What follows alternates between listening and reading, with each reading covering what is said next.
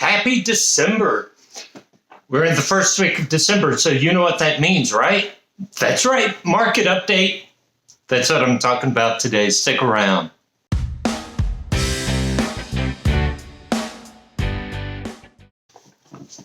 Hi, welcome back. My name's Joe Brown. I'm a real estate agent with Century 21, List with Beggins, located in South Tampa. Thank you so much for being here with me today. I will apologize to some of you. I haven't done a video in a couple weeks just because I had some surgery and recovering and so forth, but I'm back full force. Hopefully full force. So here's, I'm going to do a market update for the 5 zip codes of South Tampa, which are 33606, 609, 611, 616, 629. But I want to look at November and compare it to October, right? And then later this month, probably next month in January, I'll take a look at the full year just to see the trends. But for now, just comparing October and November. And I'm seeing some trends that I think we really need to watch. So let me put my graph up here. Steve's off today, so I had to set up the camera myself. So here we go.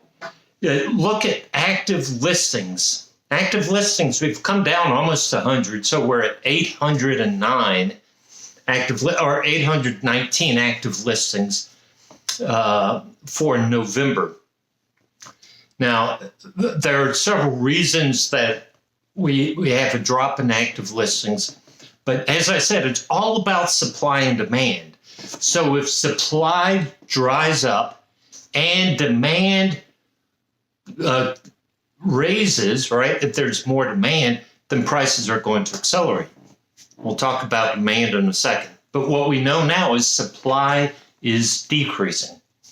Take a look at new homes on the market. These are families or people that have decided, I will list my home for sale. And you can see we're at below 200, 196. And I've said, right, I continue to say, on average, historically, we average about 250 per month. We're below 200. We started the year below 200, but we had a couple months of over 300. So I think historically, we're on par right about 240, 250 homes for the year per month. Days to close, you see here, it went from 50 to 70. Now remember, this is median. I heard somebody describe median as you're as far from the bottom as you are from the top, all right? It's right in the middle. So what this would mean is if the median is 70 homes, then there are probably homes out there for 140, 150 days. Some homes may be selling quicker. So, but 70 days, so you're looking over 2 months on the market,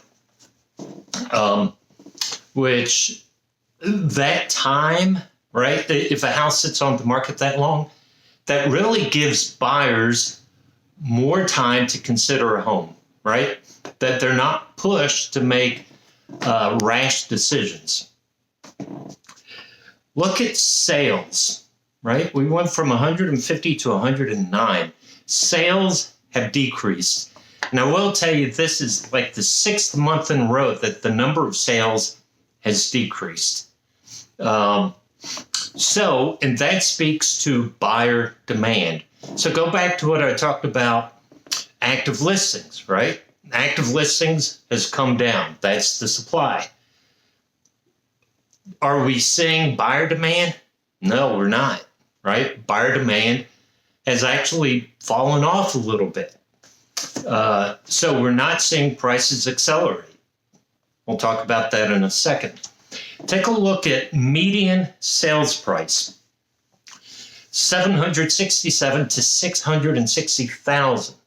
Now, again, my caveat, right?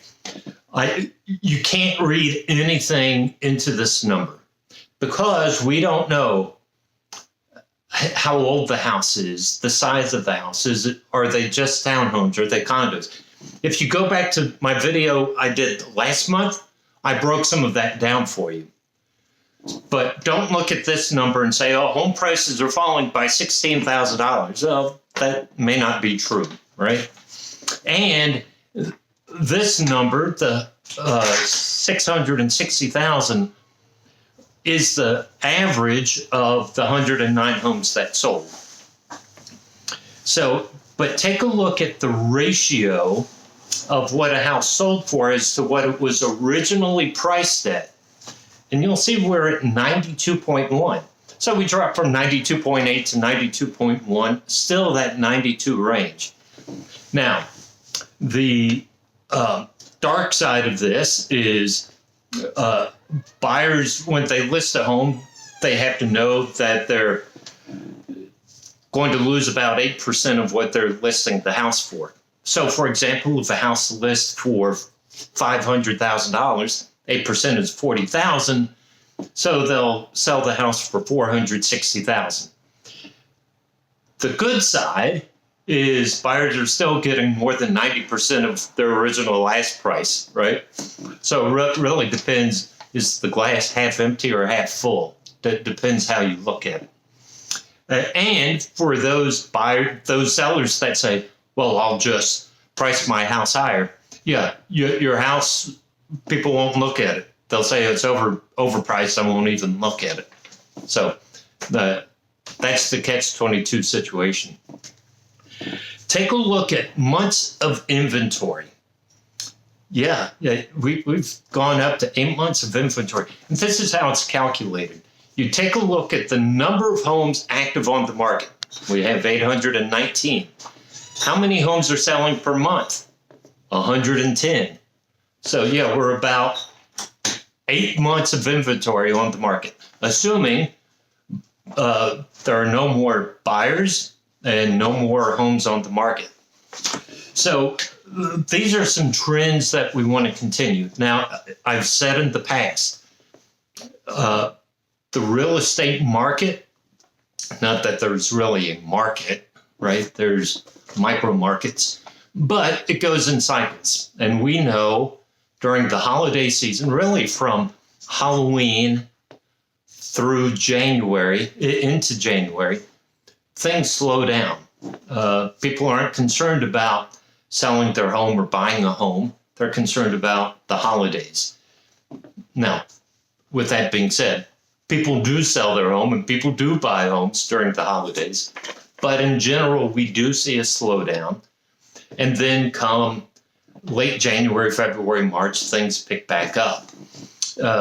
So we're just going to have to track this to see if that's the cycle we're in.